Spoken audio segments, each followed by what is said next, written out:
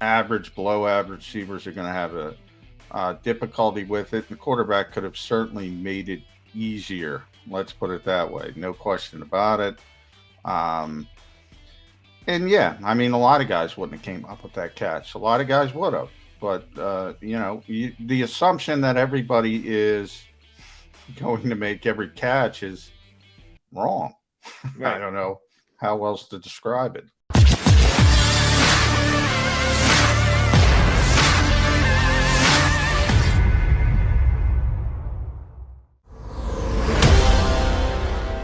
5. You got your two regular hosts, Mac and Mac, John McMullen, and Jody McDonald. And J Mac, I told you just before the show started, you might have to do a little heavy lifting today, approximately 200 pounds, as a matter of fact, because yours truly is attempting to go through the show sans caffeine. Ooh, No coffee for me this morning. I've not had a drop. I've had just a couple of sips of water, which I'm not really supposed to be having either. Yours truly's got to have blood work done this morning, and you're in a 12-hour fast that you're not supposed to be eating anything or drinking. I haven't eaten a thing. I can guarantee you that since before 10 o'clock last night. But I've had just a couple of drops of water because I got to keep my voice hydrated. But no caffeine for the Mac Man well, today. So I'm gonna give you a little tip, and feel free. It's worth what it's worth because I don't okay. know anything. But many times they always tell you that. I always drink water. Nobody's ever complained. Ever complained. Nobody's Leaving ever said this blood work is no good. I've always taken it. And by the way, I could be completely wrong. So don't take my advice on the stream, but I have never. It's like airplane mode on a plane. Like if you don't turn that thing on, they're not stopping the plane. They're going to keep going. that's I've true. forgotten to turn on airplane mode. I'm making a lot of admissions and blood work. Yeah, I drink water. I'm like, what does it matter? Uh, No one has ever complained. it, I'm just it saying.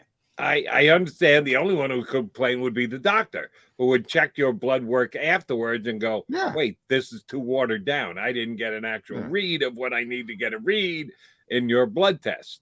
No yeah. doctor has ever said that to you. No. Now, I'm not saying I haven't sat there and drank 16 gallons of water. Maybe it would be diluted at that point. But I always drink water. That's all I do. I don't drink the coffee. I won't eat, but I will drink water. I'm not gonna make sure I'm gonna keel over and get Right. dehydrated for And blood oh, work. by the way, I need to be on the air here. I was on the air last night and I'm on the air again now. So I can't not drink water, but I'm trying to keep it to Yeah, you're gonna be regulated. fine. Nobody's gonna say, "Oh, this is no good." I'm gonna Okay. guarantee that I right hope here. I hope that's the case. We'll find out when I go to the doctor on Friday. But I'm doing without the caffeine today, buddy. So you might have to energize me a little bit. I got faith that you will. I'll give you somebody who didn't energize me yesterday, and that's the head coach of the Philadelphia Eagles, Nick Sirianni. I know you guys did the Zoom thing with him yesterday. Good job by all you media members. Asked the questions that I wanted to have asked. I just didn't get the answers that I was looking for. Well, Uh, you didn't get Jalen Reagor, I tell you, but I knew it was coming. Is that the one you're most upset about? well, yeah, that he said Jalen Reagor gives us the best chance to win. Yeah. Well, Really, after that game on Sunday, you're going to look into a Zoom lens and you're going to say Jalen Reagor gives us the best chance to win. I'm gonna take this as an indictment on the receivers, not a endorsement of Jalen Reagor. I'm an indictment of the receivers behind him, not endorsements of Jalen Reagor. And that's kind of what I said in a different way. They don't have anything behind them. It's similar. We had this discussion when Derek Barnett was having all the issues before. Look, you can bench a player when you have something behind him, at least that could potentially be some kind of not even an upgrade. It could be a lateral move, but something close just to change it up, like a pitcher throwing a different pitch.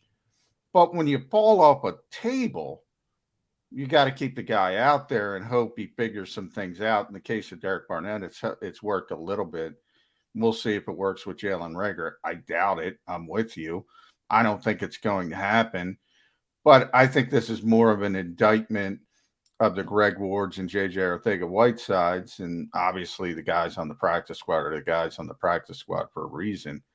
I don't think it's Jalen Reagor gives us a chance to win. That's coach speak of, hey guys, I don't have anything else, so he's going to be out there.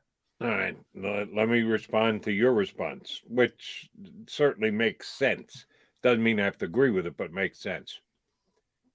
I know he wasn't here last year, but Greg Ward was the leading wide receiver on the Philadelphia Eagles. And I know that when I've tried to give Greg Ward his props and suggest Greg Ward could have a bigger role with this team, you've said that, yeah, but during the offseason, they had made their mind up that they wanted to have a speedier wide receiver core, that speed was important to them in the wide receiver core, that Greg Ward just doesn't possess the kind of speed that they want. And that's very well true. I'm not going to say he could win a race against either Quez Watkins and or Jalen Reagor. But to be a wide receiver in football, you have to be able to get open and you've got to be able to catch the ball and hold on to it. No matter how fast you run, no matter how athletic you may look, if you can't catch the ball, it is meaningless. And yes, I know Greg Ward had a ball that he could have caught the other day. I went back and watched it. Did you go back and watch it again? Did you watch the? Yeah.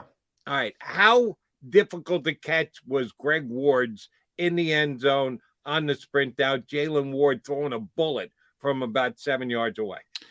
Yeah, I thought a good receiver catches it, but you got to be a good receiver. I put a lot of it on the quarterback as well. You got to you got to make it an easier ball to catch, and not everybody's a great receiver. That's kind of what I said originally. Great receivers make that catch.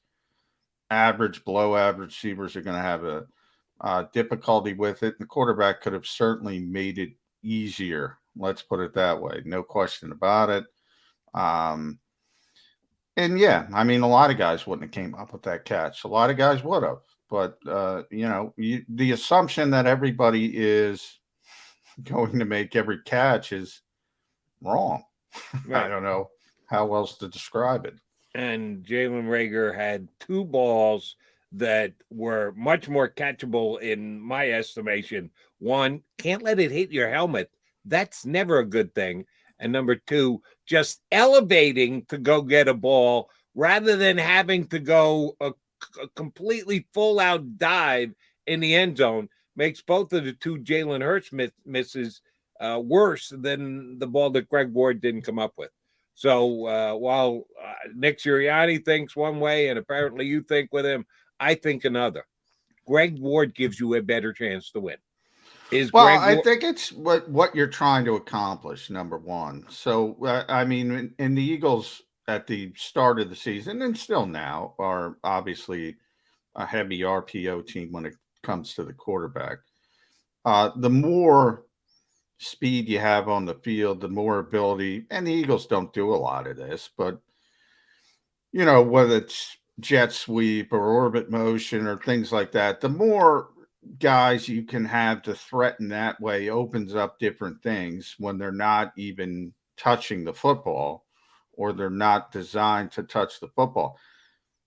I think from their perspective is they don't want Jalen Reagor getting 7 targets, excuse me. They don't want Greg Ward getting 7 targets. They don't want JJ Arcega-Whiteside getting 7 targets. And if it reverts back to what it was in the little run where they're basically nobody's involved in the passing game except Devontae Smith and Dallas Goedert, which is the goal. And I asked Nick about his game planning, and I'm surprised. He's told us that behind the scenes. Now I can say it. I'm surprised he went so hardcore. It's 6 and 88 on every stinking play when they're looking to throw the football. That's progression 1, progression 2, or sometimes, as he mentioned yesterday, on the final offensive play, the progression was Devontae 1A, Dallas 1B. They didn't get the football to those guys, and they went in a different direction. So remember, that's the plan. And if that's the plan, you don't really need Greg Ward on the field because you're not going to throw the ball to the slot receiver. That's not a big part of your game plan. You're worried more about the running game. You're worried more about creating space for Jalen Hurts and the running backs. And Jalen Reagor gives you an easier opportunity, as does Quez Watkins, to create space because of their speed and their ability to at least be a threat in that type of thing. If you're talking about a guy just to catch the football, yeah, I mean, Greg's going to catch it more than Jalen's going to catch it. I mean, we've seen that. The only thing Jalen Reagor has is, and you go back to training camp, he's got that wow factor. Like every once in a while, remember those catches we talked about in training camp, the one-handed catches, goes up with a 40-inch vertical leap. He's got that athleticism. But there's not going to, it's very similar to Nelson Aguilar. There's no consistency. There's no foundation to it. So great. He's a wow athlete. But I think Nick's thought process now is they're not getting the ball anyway. So I'm going to focus on this part of the game plan. Yeah, except they're not getting the ball anyway. Who had the most targets in the game on Sunday? Yeah, well, again, that's not by design. That's where. Well, then when the design breaks down, when Dallas Goedert isn't open, when Devonta Smith isn't open, and you're up to your third progression read, I'd prefer it to be Greg Ward than Jalen Reagor. How difficult is that? But again, you're taking away. I hear what you're saying, but you're taking away from what you want to do originally, and that's what they want Jalen Hurts to do. So that's the teaching point. Like, they don't want Jalen Hurts to get to the third progression. They want him to make the decision, get the football out of his hands, and go on to the next play.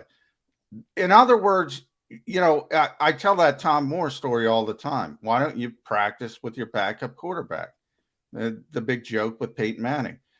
If 18 is hurt, we're fucked, and we don't practice fucked. That's what Tom Moore said. You don't practice what you don't want to do.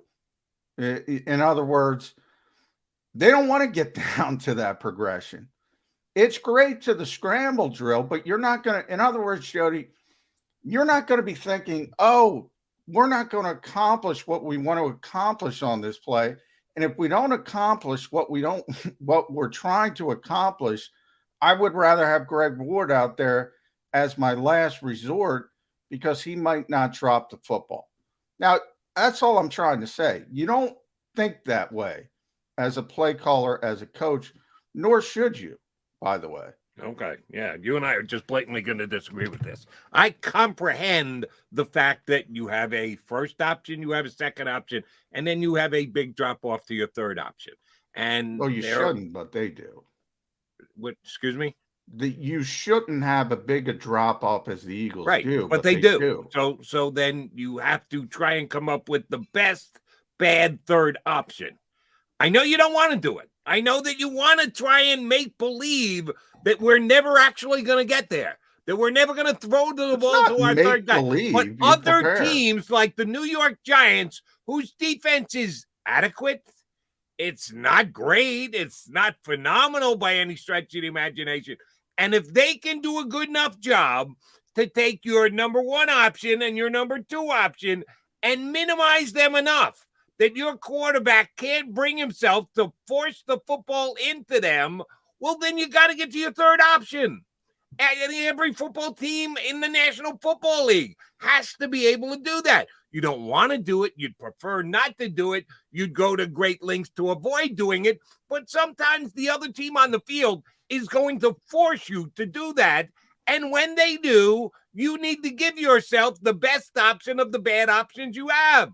And Jalen Reagor is not that guy right now. The whole stretch the field and make the team play on. Nobody's playing honest against a jet sweep from Jalen Reagor. He loses yardage every time he does it. So I understand the concept of it. We're 12 games into the season. Everybody's got tape on what everybody's done all year long. Jalen Reagor does not produce. He Well, is that we not going agree to with. get I'm respect not. from any other defense. That I completely agree with.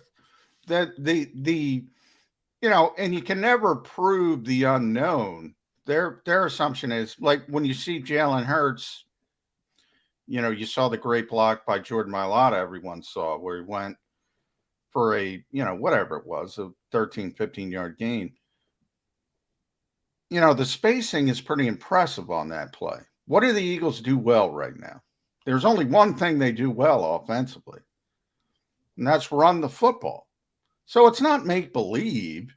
It's not that they don't know this guy is not producing.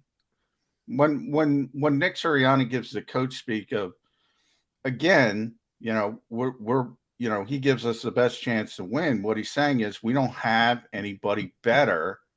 He would love to have a guy as a last resort that could also do the other things to help. And again, spacing is sort of one of those nebulous things where you can't prove anything until you see it. And nobody's concerned about the speed of and we saw it for the last couple of years under Doug Peterson with Greg Ward and Alshon Jeffrey. Just no speed on the field. And that really, really affects you offensively for things you don't even think about. And the only thing this team does well right now is the running game. It's why Jalen Reagor continues to play. It's why JJ continues to play for different reasons. His more as a blocker. But when that's all you do well, I get it. But Nick and he threw that one quote out there, and I'll try to bring it up, but about nobody wants to be able to pass the ball more than him. I'm paraphrasing. He said, I've been a part of a lot of good passing offenses. It's not where we want to be, but they don't have any other options. That's his perspective. That's all I'm trying to say. Okay. So I got a question for you, which you may or may not have the answer to. I'd love to direct this question to Nick Sirianni and or Howie Roseman. Why is Greg Ward here? If That's they a good think question. so little of him, that he is so unable to show speed on the outside, that he's gotten all of 4 targets in 12 games. They've thrown the ball to him 4 times in 12 games. Why is he on the roster? Why is he here? Veteran presence, leadership, good guy in the locker room. That's already, we've been talking about that since probably the show started. You got a rookie, you got a second-year guy who can't play, a second-year guy who can play maybe a little bit. JJ, who's barely played. Again, John Hightower's a second-year guy. If you want to go all the way back to the practice squad, Deion Kane, Keyshawn Johnson, these guys have never really played. They don't have anybody with any veteran leadership. And if they did go out in the offseason and sign a veteran receiver, he probably wouldn't be here, to be honest. Probably wouldn't be here. Right. So it's negligence on Howie Roseman's part. That he did not accomplish what he needed to accomplish, was get a veteran receiver who can do more things than Greg Ward can in the estimation of the Eagles and his coaching staff. And that guy would be playing. That guy would be playing. If they thought they had another option, Jalen Reagor wouldn't be playing. The coaching staff I'm talking about. Then shame on Howie Roseman. That was his job during this offseason, to evaluate the entire group of wide receivers. And if it meant going out and giving up a 6th or 7th round draft pick, whatever it was, he gave it up to get Mustache Man, the backup quarterback, but he wouldn't do it to get a wide receiver who could be your 3rd wide receiver. And at the time, go all the way back. Well, I will say at the early process, the hope was that Jalen Reagor wouldn't be this bad. Obviously, the hope was he would recover from a bad rookie season, and you know, again, while people play revisionist history when it comes to the draft, it was the Eagles made a mistake. That's clear, especially when you look at the player selected right behind him. It's very clear. It's rarely that clear how much you make a mistake. But it wasn't like Jalen Reagor was some non-entity as a prospect. Most people had him as a high second round pick. A lot of people had him as a low first round pick. It wasn't like he was the fourth round grade by most people, and the Eagles went, "Hey, we want this guy." I mean, most people thought this kid had a chance to be a good player in the NFL. And again, that's where player development comes into. The Eagles haven't been able to develop wide receivers. So we give them credit for developing offensive linemen all the time. They do a tremendous job with it. Wide receiver, the exact opposite. They're terrible at it. Right. And that's part of it. The coaching staff is certainly part of it. But this is on the general manager. And only Howie Roseman knows for sure. But do you think there was a little too much optimism that Jalen Reagor was going to turn around his poor rookie year? Maybe there was a little too much optimism that J.J. Arcega-Whiteside was going to be able to put 2 bad years in his rearview mirror. You have to be able to judge it objectively and go, we really could use a better third wide receiver. And it's a veteran guy who can bring that aspect to it, because we're putting that on Greg Ward, who, oh, by the way, has only been around for 3 years and used to be a friggin' quarterback. But he's the knowledgeable veteran wide receiver that you've got schooling these young, underachieving, high draft picks. There's a game plan that's working for you. And maybe you tapped into as part of the developmental problem. Greg Ward is a very young receiver in his own right who learned the position on the fly. And he's your veteran presence. That's a bad plan. Not good, Mr. Roseman. All right, we're coming up next. You just mentioned on how the Eagles have been very good at developing offensive linemen. Oh, we'll have a guest on who loves to talk about offensive linemen because he was a damn good one during his time in the National Football League. You see him right here on JAKIB Media, on The Middle with Harry Mays, and on NBC Sports Philadelphia. Ex-Eagle Barrett Brooks joins us next here on Birds 365.